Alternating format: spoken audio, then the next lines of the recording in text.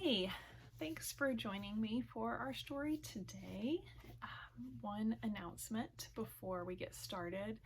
This Thursday is Christmas Eve, as I am sure you all know and are very excited about. We have two services at church. We have a 4:30 outdoor service. Hopefully it might rain, so we will be in our cars with the FM transmitter if that's the case. And then there's also a 7 o'clock service indoors later on that evening. So hope to see you at one of those. So today we are going to actually read two stories. This is one of my favorite Christmas books, A Very Noisy Christmas. So you read this a little bit differently. There's some loud parts and some quiet parts. So hopefully I will be able to read those and keep track of that. And then we're also going to read a story from the Jesus Storybook Bible as well. All right, so A Very Noisy Christmas, written by Tom Thornborough. So when you see the words that are big, you read them really loudly. And then when you see shh, you read those really quietly. Shh. It was a quiet night on the hillside. The shepherds and the sheep were sleeping. Then suddenly, an angel! The shepherds were so scared. But wait, the angel was saying something. Shh. Listen carefully. The angel said, "Don't be afraid. I bring you good news that will bring great joy to all people. God's rescuer has been born in Bethlehem. He is the King of the whole wide, wonderful world.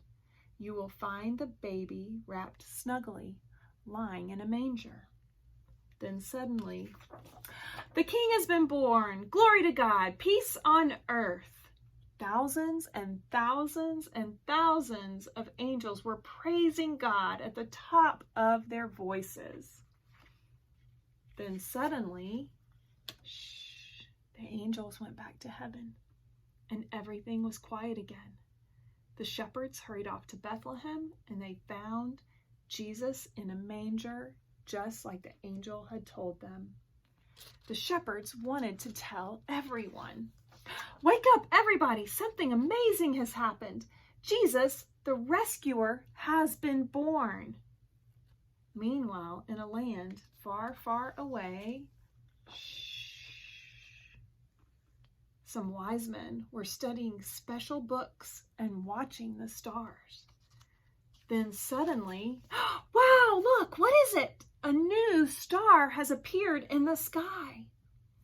They knew the star meant that a special king had been born. So they packed their bags and went on a long trip to see the new king. When they arrived, they found Jesus and gave him special gifts, gold, frankincense, and myrrh. They bowed down before him. They knew he was the King of the whole wide, wonderful world. Do you want to know something special? Jesus is God's Son and our rescuer. He is the King of the whole wide world. Jesus came at the first Christmas so we can be friends with God forever.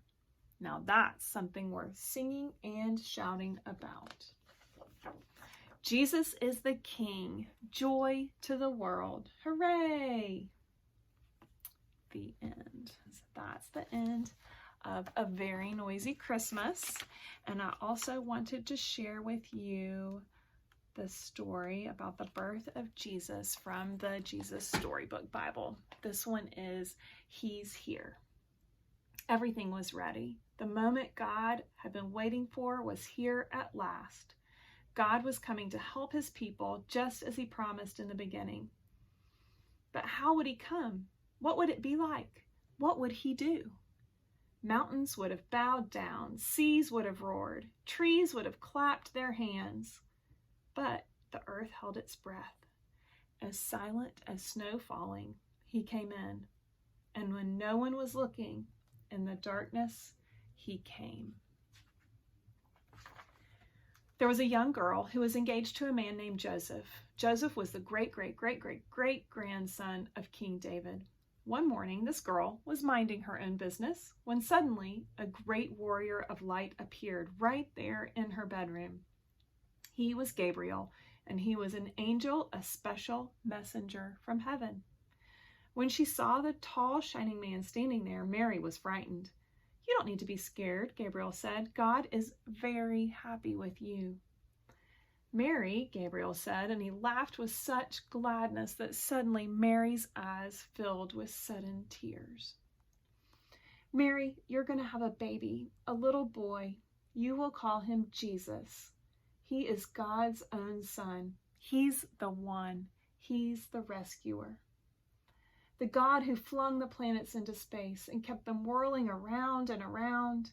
The God who made the universe with just a word, the one who could do anything at all, was making himself small and coming down as a baby." "Wait, God was sending a baby to rescue the world? But it's too wonderful," Mary said, and felt her heart beating hard. "How can it be true?" "Is anything too wonderful for God?" Gabriel said. So Mary trusted God more than what her eyes could see, and she believed. "I am God's servant," she said. "Whatever God says, I will do." Sure enough, it was just as the angel had said. 9 months later, Mary was almost ready to have her baby. Now Mary and Joseph had to take a trip to Bethlehem, the little town King David was from. But when they reached the little town, they found every room was full, every bed was taken. "Go away," the innkeepers told them. "There isn't any place for you." Where would they stay? Soon Mary's baby would come. They couldn't find anywhere except an old tumble-down stable. So they stayed where the cows and donkeys and horses stayed. And there in the stable, amongst the chickens and the donkeys and the cows, in the quiet of the night, God gave the world his wonderful gift. The baby that would change the world was born, his baby son. Mary and Joseph wrapped him up to keep him warm. They made a soft bed of straw and used the animal's feeding trough as his cradle. And they gazed in wonder at God's great gift, wrapped in swaddling clothes and lying in a manger. Mary and Joseph named him Jesus, Emmanuel, which means God has come to live with us, because, of course, he had. So I hope and pray that you have a wonderful Christmas and you enjoy the time with your family celebrating the birth of Jesus, our rescuer.